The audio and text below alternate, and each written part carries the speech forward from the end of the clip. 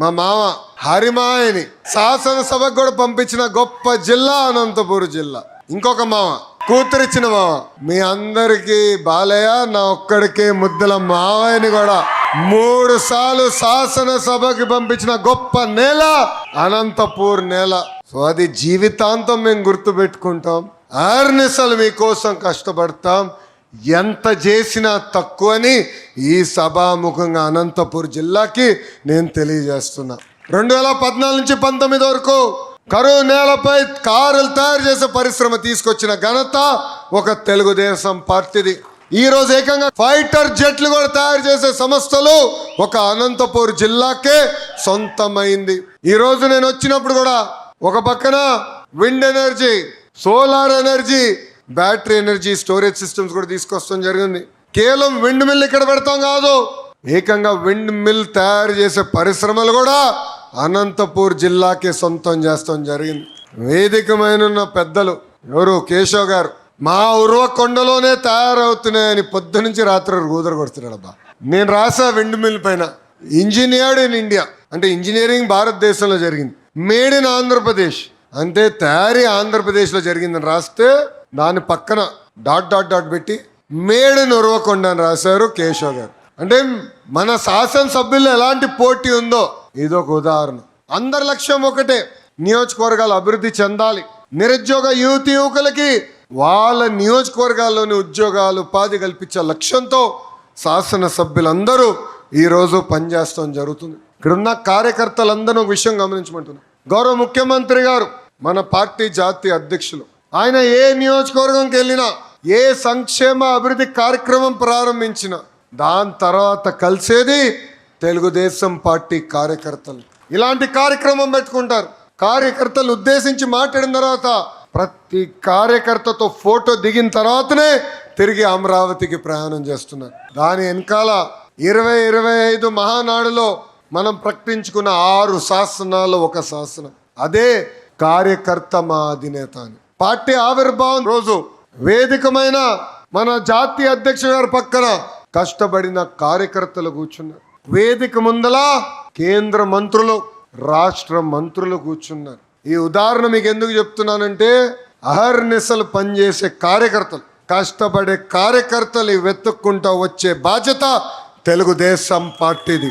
మనందరం చూసాం 2019 నుంచి 24 వరకు ఎంత ఇబ్బంది పడ్డాము.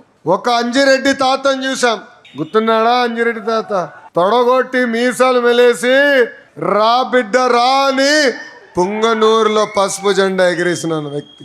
ఒక మంజుల గారు, ఒక చెన్నుపాటి గాంధీ గారు, అంతెందుకు తోట చంద్రయ్య గారు మెడపై కత్తి పెట్టి వాళ్ళ నాయకుడికి జై కొట్టు వదిలేస్తానంటే జై తెలుగుదేశం, జై చంద్రబాబు అని చెప్పి ప్రాణాలు కోల్పోయిన వ్యక్తి తోట చంద్రయ్య గారు. ఈరోజు నేను గర్వంగా చెప్తున్నా, వేదికమైన కేశవ్ గారు నేను కలిసి ఏకంగా చట్టాల్ని సవరించి హౌస్కి తీసుకెళ్ళి ఆ హౌస్లో పాస్ చేసి ఏకంగా కౌన్సిల్ తీసుకెళ్ళాం. కౌన్సిల్లో ఉన్నారు కదా దొంగ పార్టీ, గొడ్డలి పార్టీ, వాళ్ళు అడ్డుపడ్డారు. మేము స్ట్రాటజీ చేసి బిల్లు పాస్ చేయించాం. ఆ బిల్లు ఏముందో తెలుసా? తోట చంద్రయ్య కొడుక్కి శాశ్వతంగా ప్రభుత్వ ఉద్యోగం ఇచ్చిన ఘనత ఒక తెలుగుదేశం పార్టీ. భారతదేశంలో ఏ రాష్ట్రంలో ఇది జరగల. అది మాకు కార్యకర్తల పట్ల ఉన్న కమిట్మెంట్. ఎందుకంటే మేము చూసాం, పార్టీ కోసం నమ్ముకున్న సిద్ధాంతాల కోసం చనిపోయిన వ్యక్తి తోట చంద్రయ్య గారు. అందుకే నిలబడ్డాం, అందుకే పోరాడం. 1 కాదు 2 సంవత్సరాలు పట్టినా చివరికి శాశ్వత ఉద్యోగం ఈరోజు మన పార్టీ అతనికి అందిస్తాం జరిగింది. ఈరోజు మన ప్రభుత్వ అధికారంలోకి వచ్చి 2 సంవత్సరాలైంది. ఇక్కడున్న కార్యకర్తలందరూ ఒక విషయం గుర్తించారు. భారతదేశంలో ఏ రాష్ట్రంలో ఇవ్వని విధంగా వృద్ధులకి 4,000 రూపాయలు పెన్షన్ ఇస్తున్నాం, వికలాంగులకి 6,000 రూపాయలు పెన్షన్ ఇస్తున్నాం. ప్రతి ఏడా ఉచితంగా 3 గ్యాస్ సిలిండర్లు ఇస్తున్నాం. స్త్రీ శక్తి కింద మహిళలు ఉచితంగా బస్సులో ప్రయాణించే హక్కు కల్పిస్తున్నాం. అంతెందుకు, తల్లికి వందనం కింద ఇంట్లో ఎంతమంది బిడ్డలుంటే అంతమంది బిడ్డలు కూడా ఆర్థిక సహాయం చేస్తున్నాం. చేనేత సోదరులకు ఉచితంగా 200 యూనిట్ల కరెంట్ ఇస్తున్నాం. ఈరోజు చేనేత సోదరుల సేవలో వాళ్ళకి ఆర్థిక సాయం చేస్తున్నాం. మత్స్యకారుల సేవలో వాళ్ళకి ఆర్థిక సాయం చేస్తున్నాం. ఏకంగా ఆటో వాళ్ళ సేవలో కూడా ఆటో డ్రైవర్లకి ఆర్థిక సహాయం ఈరోజు ఎన్డీఏ ప్రభుత్వం చేస్తుంది. ఇవన్నీ డబ్బులుండి చేయట్లా, అనేక ఆర్థిక ఇబ్బందులు ఎదుర్కొంటున్నాం. వాస్తవంగా కేశవ్ గారు ఎలా పడుకుంటున్నారు నాకైతే తెలియదు. 1వ తారీఖు వస్తే జీతాలు చెల్లించాలా, ఉద్యోగస్తులు పెన్షన్ చెల్లించాలా, వృద్ధుల పెన్షన్ కూడా చెల్లించాలా. మనం ఇస్తున్న వృద్ధులకి, వికలాంగులకి పెన్షనే సుమారుగా 35,000 కోట్ల రూపాయలు ప్రతి సంవత్సరం ఇస్తున్నాం. 35,000 కోట్ల రూపాయలు ఖర్చు పెడుతున్నాం ఈ ఒక్క కార్యక్రమం పైన.